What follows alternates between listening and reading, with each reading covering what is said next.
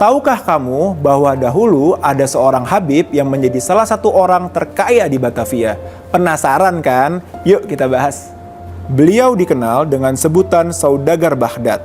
Nama beliau adalah Sayyid Abdullah bin Alwi Alatas, seorang yang terlahir di kampung Arab Pekojan tahun 1840 Masehi.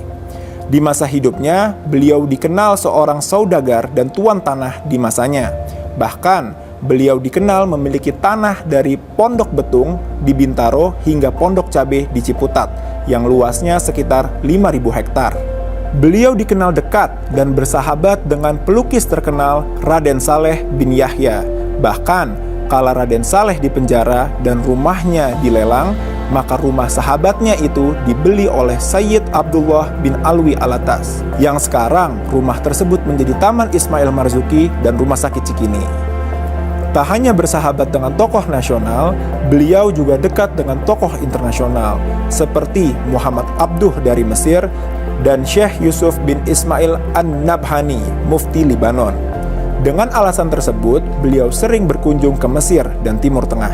Sayyid Abdullah juga aktif dalam pergerakan Islam dalam melawan kolonial, hingga beliau menjadi ancaman serius pemerintah kolonial kala itu. Hingga suatu ketika, beliau membeli rumah mewah di kawasan Petamburan yang sekarang menjadi museum tekstil. Di rumahnya ini, beliau tinggal cukup lama dan menjadikan rumahnya sebagai pusat pergerakan Islam. Bahkan, dengan gairah tersebut, beliau mengirim keempat putranya untuk menuntut ilmu di ibu kota Kekhalifahan Utsmaniyah. Kiprahnya di kancah nasional sangat membantu gerakan-gerakan Islam dan dakwah Alawiyin. Beliau juga pernah membantu Muhammadiyah di saat awal organisasi itu didirikan, dan perguruan Islam Al-Irsyad ketika didirikan mendapat bantuan dari beliau sebanyak 50.000 gulden.